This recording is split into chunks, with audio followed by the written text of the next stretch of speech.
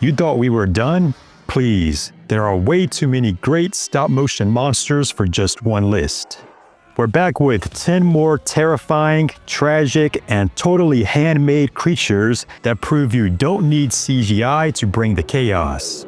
Let's get back into it. This isn't your typical mythological monster. This is Medusa reimagined as a full-on stop-motion horror icon. She doesn't hiss and lunge like some cheap jump scare. She lurks, creeping through that torch-lit temple, tail scraping stone, eyes glowing like cursed headlights. And did I mention she's packing a frickin' bow and arrow? Harryhausen went full horror with this one. Every frame of her movement screams tension, literally in the case of the soldiers. And while Perseus wins with a mirror trick, let's be honest, he was one wrong turn away from becoming a very handsome lawn ornament. Look! He's smaller, fluffier, and noticeably whiter than his old man, but Son of Kong still brings the stop-motion charm. This sequel was rushed into production just months after the original King Kong, and while it's lighter in tone, there are still some great creature moments, like when little Kong wrestles a giant cave bear and takes on some kind of dino dragon. It's scrappy, clumsy, and a little goofy, but in the best way. You can tell they were having fun with it. And while he doesn't get the Empire State Building treatment, what sets little Kong apart from his dad is his attitude. He smiles, he helps, he saves people. Basically, he's what happens when you raise a kaiju on kindness instead of constant gunfire, and let him wrestle prehistoric monstrosities for enrichment. If King Kong was a tragic beast and Son of Kong was the sweet sidekick, Mighty Joe Young is the lovable strongman with a heart of gold. Animated by a young Ray Harryhausen under the guidance of Willis O'Brien, Joe isn't just another giant gorilla, he's a full-fledged character. He plays tug-of-war with cowboys, he fights lions, he wrecks a nightclub and wins your sympathy doing it. And the stop-motion work, it's smoother and more expressive than anything that came before. You can see it in the way Joe reacts, with curiosity, fear, even joy. He's playful, protective, and occasionally destructive, but who among us isn't? And by the time he's risking his life to save a little girl from a burning building, you're not thinking about the animation. You're just hoping the big guy makes it out okay.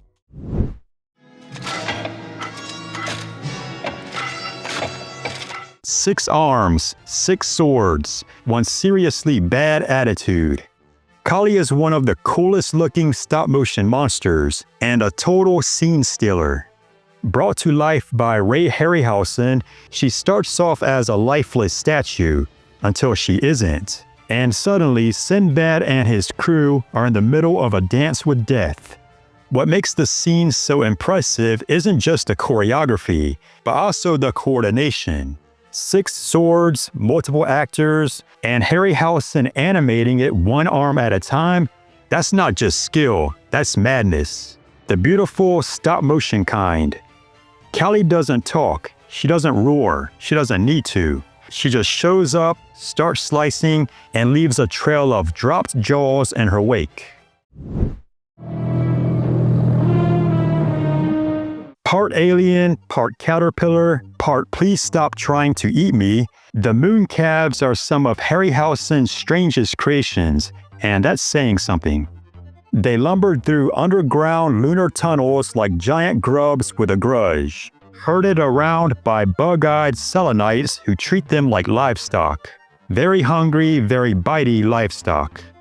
Their design is wonderfully weird. Bulky bodies, strange proportions, and a face that says, "I just woke up and I already hate today." Not the most famous creatures in the lineup, but definitely the squishiest and most likely to ruin your space vacation.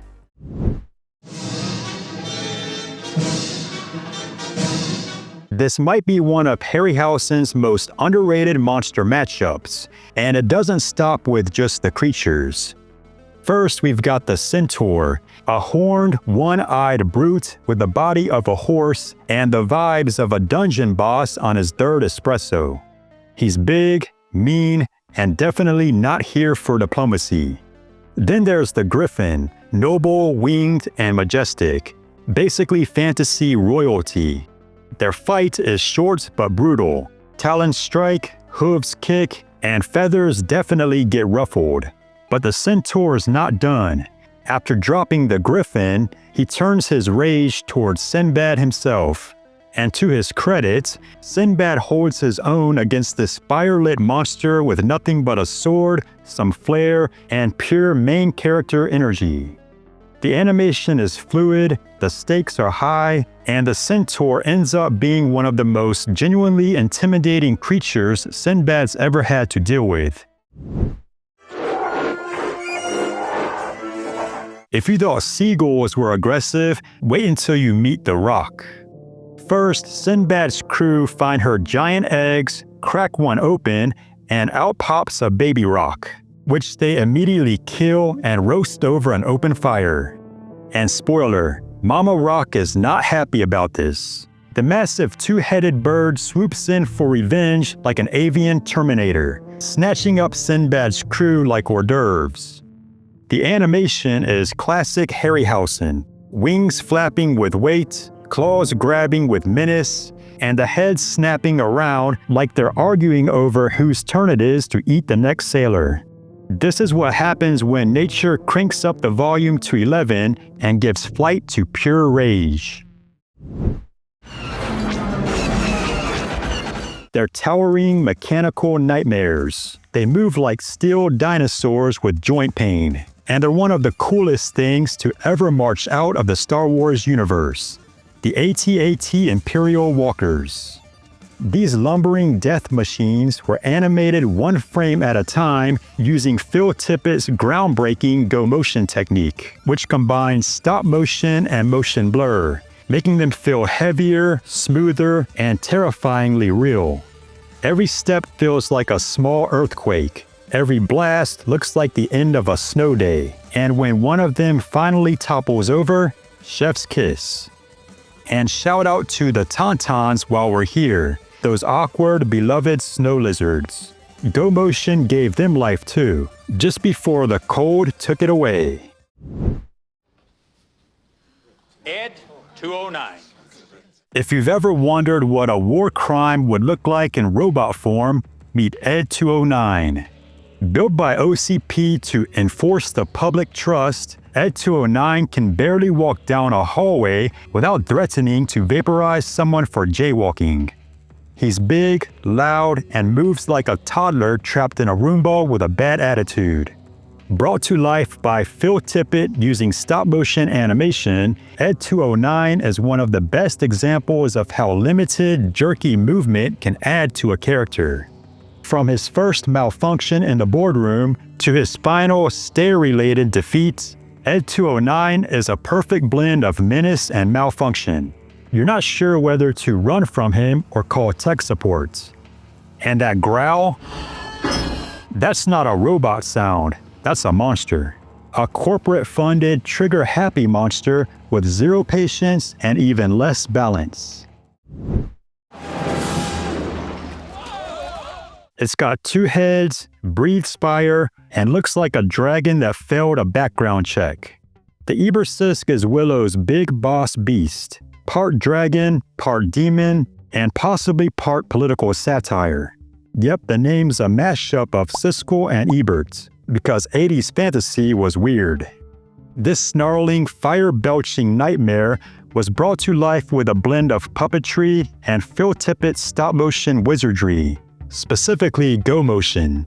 The result? A creature that actually feels dangerous, even when one of its heads is lagging behind like it's not fully caffeinated.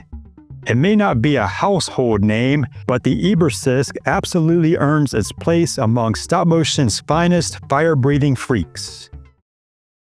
From six-armed sword fighters to dragon-based name puns, Stop-motion monsters continue to prove one thing. With enough patience, wire, and foam rubber, anything can be terrifying.